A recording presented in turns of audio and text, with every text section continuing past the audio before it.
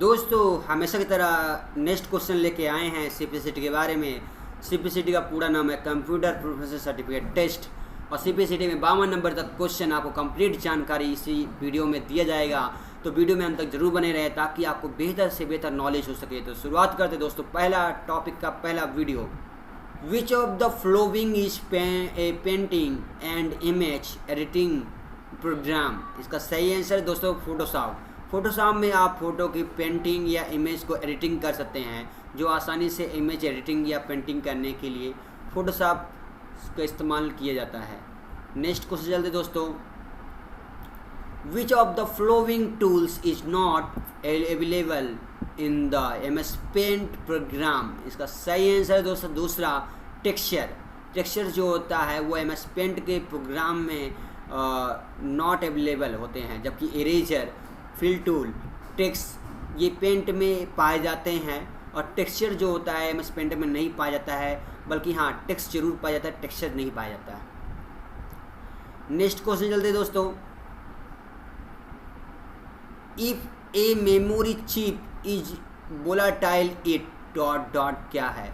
इसका सही आंसर है दोस्तों loss it contents if the power is turned off. इसका सही आंसर है दूसरा, कि जो मेमोरी चिप इज वॉलेटाइल है वो loss its contents if the power is turned off होना चाहिए। नेक्स्ट क्वेश्चन चलते दोस्तों, निम्नलिखित में से कौन सी कंप्यूटर की बाहरी मेमोरी है। इसका सही आंसर दोस्तों चौथा, हार्ड डिस्क।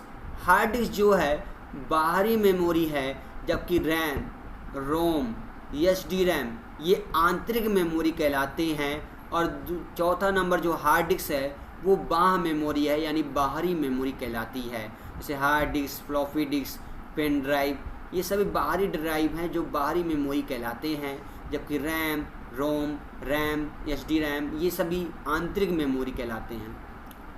नेक्स्ट क्वेश्चन चलते दोस्तों, dot will change the colour of the screen border when you create a snip in Windows snipping tool. यानी विंडोज में स्नीपिंग टूल जो होता है वो इंक कलर के माध्यम से होता है। नेक्स्ट क्वेश्चन चलते दोस्तों, by using which tab can you record a micro in open office writer. Micro जो रिकॉर्ड होता है वो टूल्स में पाया जाता है दोस्तों। यहाँ पे लिखा है किस टैब का उपयोग करके आप ओपन ऑफिस राइटर या में माइक्रो रिकॉर्ड कर सकते हैं, यानी टूल्स में रिकॉर्ड आप कर सकते हैं। नेक्स्ट क्वेश्चन चलते दोस्तों, निम्नलिखित में से कौन सा इनपुट डिवाइस CRT मॉनिटर के साथ काम करता है लेकिन LCD मॉनिटर के साथ संगत नहीं करता है। Light pen.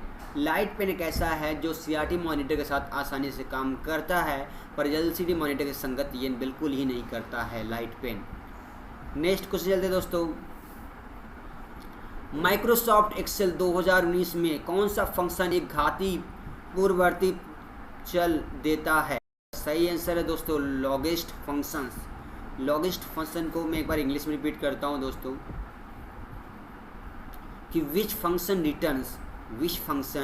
Return the parameters of the exponential trend in Microsoft Excel 2019। का सही आंसर है दोस्तों तीसरा, लॉगिस्ट फंक्शंस। नेक्स्ट क्वेश्चन चलते दोस्तों, डॉट डॉट मेमोरी जैसे कि चुंबकीय टेप को रैखिक अनुक्रम में मेमोरी सेल्स की व्यवस्था करके व्यवस्थित किया जाता है। इसका सही आंसर है दोस्तों सीक्वेंशियल एक्सेस। सीक्वेंशियल एक्सेस जो होता है चुंबकीय टेप में रैखिक अनुक्रम में जो मेमोरी सेल की जो व्यवस्था होती है उसको व्यवस्थित किया जाता है, वो सीक्वेंशियल एक्सेस के माध्यम से ही होता है। जो नेक्स्ट क्वेश्चन चलते दोस्तों, इनमें से कौन सा एक आउटपुट डिवाइस नहीं है। जैसे प्लॉटर है, मॉनिटर है, जॉयस्टिक है, प्रिंटर है। तो यहाँ पे जॉयस्टिक जो है एक इनपुट डिवाइस है, जबकि प्लॉटर, मॉनिटर और प्रिंटर जो है वो आउटपुट डिवाइस है, और जॉयस्टिक जो है एक इनपुट डिवाइस है। नेक्स्ट क्वेश्चन चलते हैं दोस्तों, कंप्यूटर में सबसे छोटी और तेज़ मेमोरी CPU में डॉट डॉट के रूप में स्थित होती है। इसका सही आंसर है दोस्तों रजिस्टर। रजिस्टर जो होती है सबसे छोटी मेमोरी होती है, जो तेज़ मेमोरी कार्य के रूप में कार्य करती है, जो सीपीयू में पाई जाती है, जिसका नाम है रजिस्टर। नेक्स्ट क्वेश्चन चलते दोस्तों। डॉट डॉट कंप्यूटर की एक द्वितीयक डाटा स्टोरेज यानी संग्रह इकाई का संदर्भित करती है या करता है। इसका सही आंसर है दोस्तों कि hard disk. Register, read only memory, random access memory जो हैं ये द्वितीयक मेमोरी नहीं है, ये प्राइमरी मेमोरी हैं। जबकि हार्ड डिस्क जो होता है वो द्वितीयक डाटा स्टोरेज मेमोरी कहलाती है।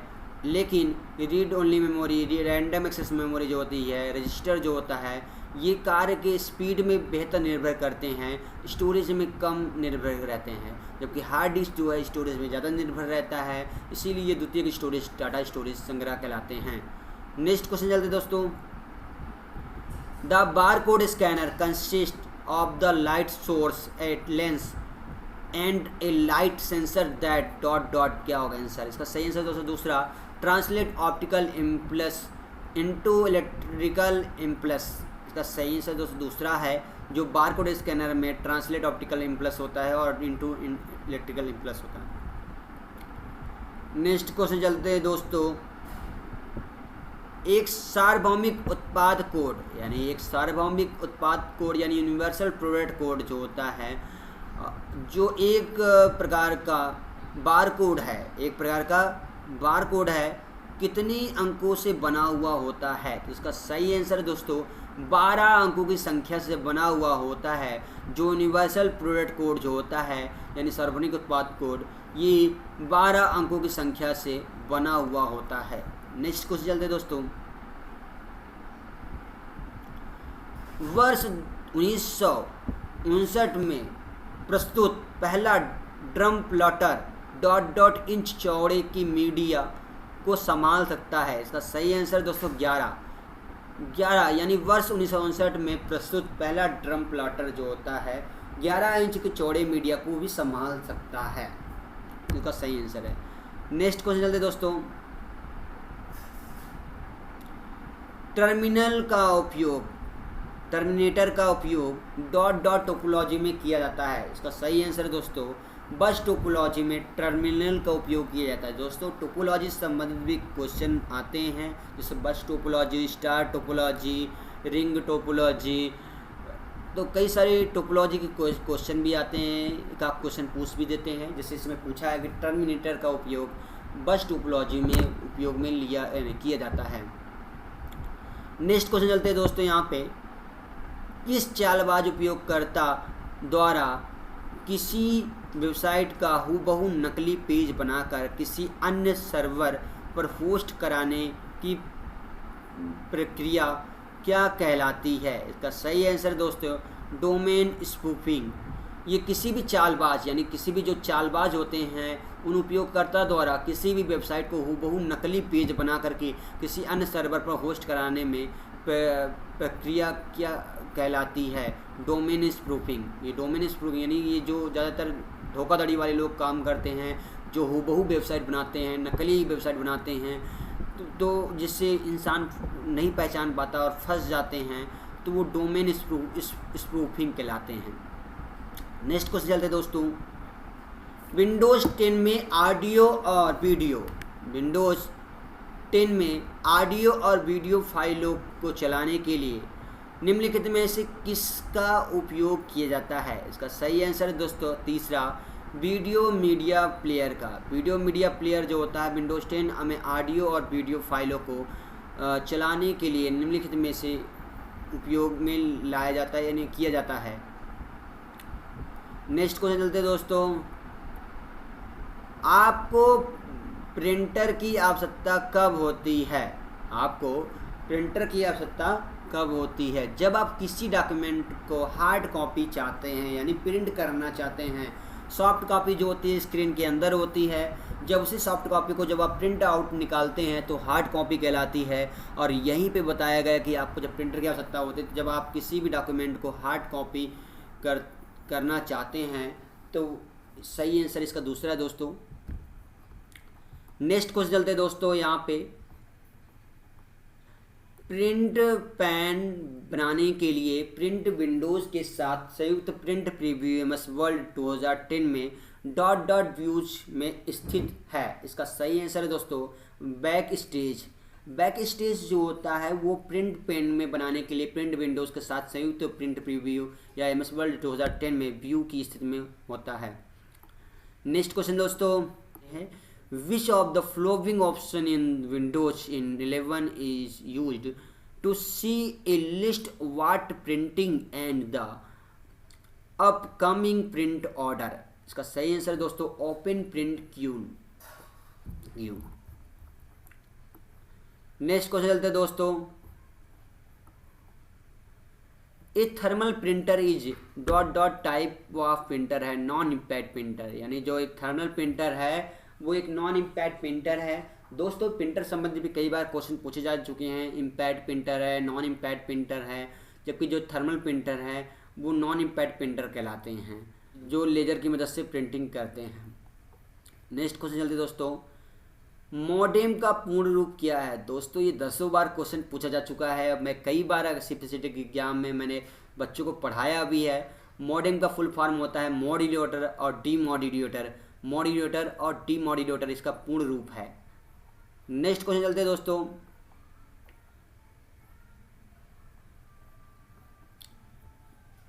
डॉट डॉट ग्राफिक्स के किनारे किसी भी आकार या रेजोल्यूशन पर अच्छे रहते हैं, यानी डॉट डॉट ग्राफिक्स के किनारे किसी भी आकार या रेजोल्यूशन पर अच्छे रहते हैं। इसका सही आंसर है दोस्तों वेक्टर। वेक्टर जो होता है वो किसी भी आकार में रेजोल्यूशन से पर अच्छे रहते हैं ग्राफिक्स के मामले में। नेक्स्ट क्वेश्चन चलते दोस्तों। विंडोज 11 में डिफ़ॉल्ट प्रिंटर के आईपी एड्रेस को कैसे प्राप्त किया जा सकता है? विंडोज 11 में डिफ़ॉल्ट प्रिंटर के आईपी एड्रेस को, इसका सही आंसर है दोस्तों दूसरा। प्रिंटर पर क्लिक करें, प्रिंटर की प्रॉपर्टीज चुनें, प्रिंटर की प्रॉपर्टीज चुनने के बाद जर्नल चुनें। जर्नल में आपको लोकेशन आईपी एड्रेस दिखाता है। इसका सही आंसर दोस्तों दूसरा है। नेक्स्ट क्वेश्चन चलते दोस्तों। कुकीज क्या है? कुकीज क्या है? इसका सही आंसर दोस्तों पहला, वे आपके द्वारा देखी गई वेबसाइट द्वारा आपके ब्राउज़र पर भेजे गए पाठ के छोटे टुकड़े हैं जो ब्राउज़र में भेजे गए होते हैं। नेक्स्ट क्वेश्चन चलते दोस्तों। 64 बीट संस्करणों के लिए विंडोज 11 में एक विभाजन के लिए आवश्यक न्यूनतम स्थान है। इसका सही आंसर है दोस्तों 20 GB। 20 GB जो होता है 64 बीट के संस्करणों में विंडोज 11 में विभाजन के लिए आवश्यक न्यूनतम स्थान है। नेक्स्ट क्वेश्चन चल दोस्तों। टेम्पररी फाइल का फाइल फॉर्मेट क्या है? इसका सही आंसर है दोस्तों .temp। यानी नेक्स्ट क्वेश्चन चलते दोस्तों। किस फाइल में SVG फाइल फॉर्मेट होता है? इसका सही आंसर है दोस्तों पहला इमेज फाइल जो होता है वो SVG फाइल फॉर्मेट होता है। नेक्स्ट क्वेश्चन चलते हैं दोस्तों। वेबकैम चुनते समय आपको प्रदर्शन के दृष्टिकोण से निम्नलिखित विशेषताओं पर विचार करना होगा सिवाय इसके। विचार किसमें करना होगा? लेंस, रेजुलेशन, फ्रेम दर, जबकि प्रिंटर स्पीड पर नहीं। इसमें लिखा भी है प्रिंट स्पीड। यानी वेबकैम चुनते समय आपको प्रदर्शन के दृष्टिकोण से निम्नलिखित विशेषताओं में जो विचार करना होगा सिवाय इसके प्रिंटर स्पीड को पर छोड़ करके लेंस, रेजुलेशन और फॉर्मेट दर पर विचार करना होगा। नेक्स्ट क्वेश्चन में चलते हैं दोस्तों।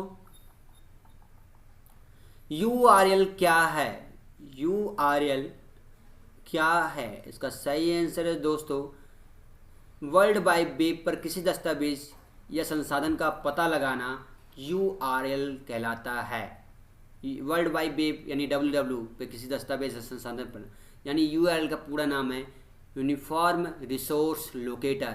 यूनिफॉर्म रिसोर्स जो लोकेटर होता है वो वर्ल्ड वाइड वेब पर किसी दस्तावेज या संसाधन का पता लगाने के लिए इस्तेमाल में लाया जाता है।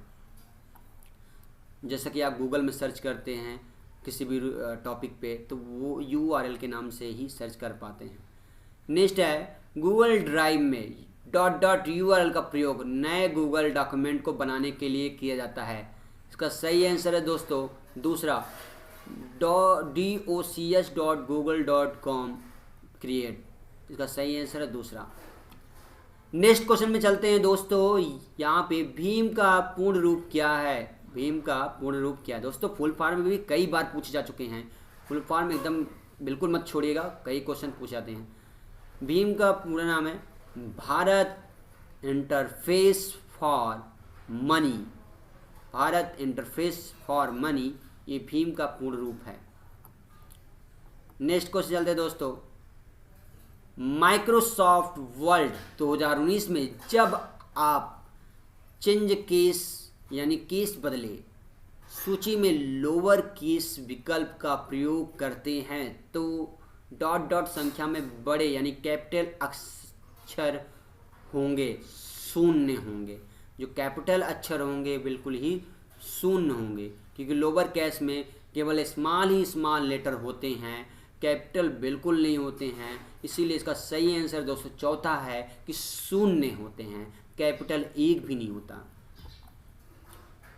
नेक्स्ट क्वेश्चन चलते हैं दोस्तों। यहाँ पे माइक्रोसॉफ्ट वर्ड 2019 में जब हम केस बदले यानी चेंज केस सूची में डॉट विकल्प लागू करते हैं तो उस टेक्स्ट में जितने भी बड़े अक्षर हैं वह छोटे अक्षर हो जाएंगे यानी स्मॉल हो जाएंगे, टॉगल केस कहलाते हैं।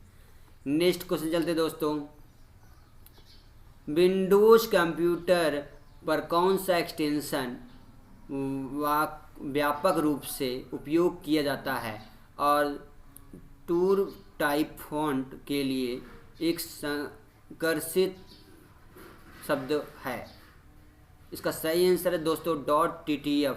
.ttf जो होता है वो ट्रू टाइप फॉन्ट के लिए संकर्षित शब्द है। नेक्स्ट क्वेश्चन चलते दोस्तों। OTF का पूर्ण रूप क्या है? OTF का पूर्ण रूप है ओपन टाइप फॉन्ट। इसका सही आंसर दोस्तों पहला है। नेक्स्ट क्वेश्चन चलते दोस्तों। माइक्रोसॉफ्ट विंडोज 2019 में लाइन स्पेसिंग फॉर्मेट करने के लिए निम्न चरण दिए गए हैं, उनमें अनुक्रम को व्यवस्थित करें। इसका सही आंसर है दोस्तों पहले सी। उसे टेक्स्ट को चयन करें जिसे आप फॉर्मेट करना चाहते हैं यानी लाइन स्पेसिंग देना चाहते हैं। दूसरा है कि ए नंबर, होम टैब पर पैराग्राफ ग्रुप, होम टैब में पैराग्राफ ग्रुप में लाइन और पैराग्राफ स्पेसिंग कमांड पर क्लिक करें। फिर है B number, drop down menu से वांछित पैराग्राफ स्पेसिंग विकल्प का चयन करें। फिर चौथा, ड्रॉप डाउन मेनू से आप पैराग्राफ डायलॉग बॉक्स खोलने के लिए लाइन स्पेसिंग विकल्प भी चुन सकते हैं। यहाँ से आप लाइन स्पेसिंग को और भी सटीकता से समायोजित कर सकते हैं। सही आंसर दोस्तों पहला। नेक्स्ट क्वेश्चन चलते दोस्तों। यहाँ पे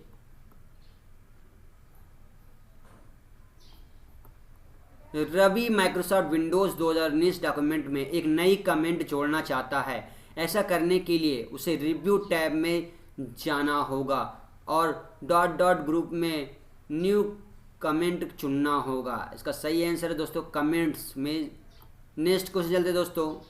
विच of the flowing document type in MS Word 2019 list A batch of information for each item in your data source and can be used to print out to you your contents list or to list groups of information like all of the student in H class. इसका सही answer है दोस्तों पहला, directory. Directory जो होता है वो group की इंफॉर्मेशन में लाइक ऑल द स्टूडेंट के इन इच क्लास में पाए जाते हैं, क्लास में क्लास। नेक्स्ट क्वेश्चन चलते हैं दोस्तों, निम्न में से कौन सा माइक्रोसॉफ्ट एक्सेल 2019 में एक टैब नहीं है? इसका सही आंसर है दोस्तों लेफ्ट। यहाँ पे माइक्रोसॉफ्ट एक्सेल में 2019 में एक टैब, मतलब टैब जो नहीं है वो लेफ्ट नहीं है, जो कि होम, इंसर्ट, डाटा एक टैब बार है, यानी मेनू बार कहलाते हैं टैब बार, जबकि लेफ्ट जो है कोई टैब बार नहीं कहलाता। नेक्स्ट क्वेश्चन चलते हैं दोस्तों, एक छोटी वेबसाइट के लिए किसी को निम्नलिखित में से किससे स्पेस खरीदने की आवश्यकता होती है? इसका सही आंसर है दोस्तों आईएसपी, यानी इंटरनेट सर्विस प्रोवाइडर। यानी छोटी वेबसाइट के लिए किसी भी मतलब स्पेस खरीदने की आवश्यकताएँ जो होती है वो आईएसपी की होती है, internet service provider. Next question में चलते हैं दोस्तों, सम्मित डीएसएल या एचडीएसएल के संदर्भ में निम्नलिखित में से कौन सा गलत है? इसका सही आंसर है दोस्तों तीसरा, यह तेज डाउनलोड और धीमे अपलोड प्रदान करता है, यह गलत है। नेक्स्ट क्वेश्चन चलते हैं दोस्तों, एमएस एक्सेल 2019 में डॉट डॉट लिस्ट का उपयोगकर्ता की पसंद के आधार पर डाटा को सॉर्ट करने के लिए किया जाता है, कस्टम। इसका सही आंसर दोस्तों है कस्टम। कस्टम जो होता है वो लिस्ट के उपयोगकर्ता की पसंद के आधार पर डाटा को सॉर्ट बनाने के लिए किया जाता है, कस्टम। नेक्स्ट क्वेश्चन चलते हैं दोस्तों,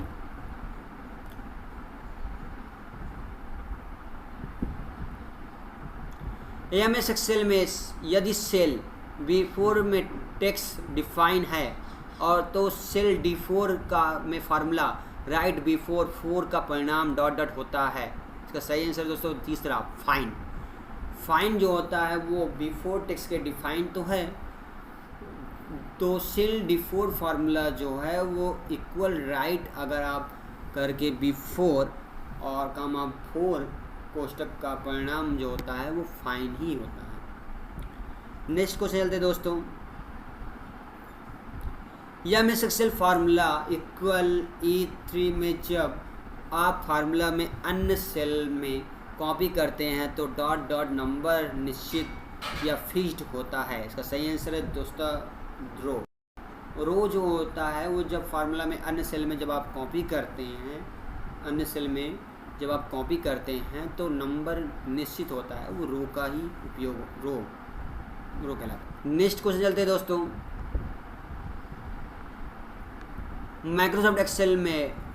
माइक्रोसॉफ्ट एक्सेल के बीवीए एडिटर में सभी वर्कबुक और ऑब्जेक्ट डॉट डॉट विंडो में सूचीबद्ध होते हैं। इसका सही आंसर है दोस्तों प्रोजेक्ट एक्सप्लोरर।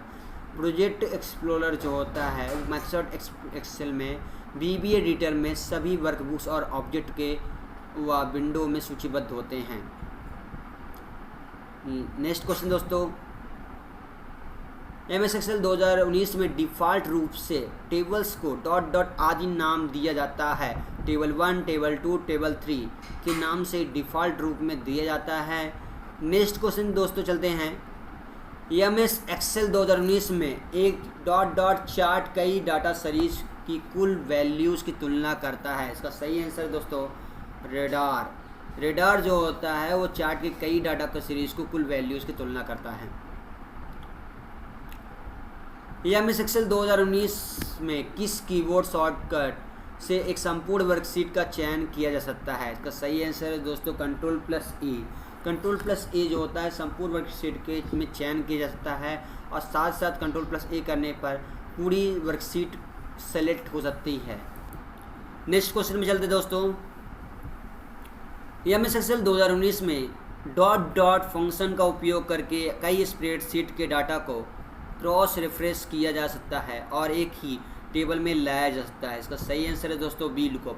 VLOOKUP जो एक ऐसा फंक्शन का उपयोग करके स्प्रेडशीट के डाटा का क्रॉस रेफरेंस किया जाता है और एक ही टेबल में लाया जा सकता है। इसका सही आंसर चौथा है दोस्तों VLOOKUP। नेक्स्ट क्वेश्चन में चलते हैं दोस्तों, एमएस एक्सेल 365 में कौन सा नंबर प्रारूप किसी नंबर के पोस्टल कोड यानी जिप कोड 4 नंबर या सामाजिक सुरकस नंबर के रूप में प्रदर्शित करेगा। इसका सही आंसर है दोस्तों चौथा स्पेशल। स्पेशल जो होता है वो नंबर में प्रूफ करता है, मतलब नंबर के प्रारूप में किसी भी नंबर में पोस्टल कोड हो, चाहे फ़ोन नंबर हो, चाहे सामाजिक सुरक्षा नंबर के रूप में हो, वो स्पेशल ही होते हैं, प्रदर्शित करेगा। दोस्तों 52 नंबर तक का क्वेश्चन कंप्लीट हुआ। जानकारी में थोड़ा त्रुटियाँ थी, कहीं ना कहीं कमी थी, और उस कमी में मैंने प्रयास किया है पूरा दूर करने के लिए। तो दोस्तों नेक्स्ट वीडियो में मिलते हैं। धन्यवाद।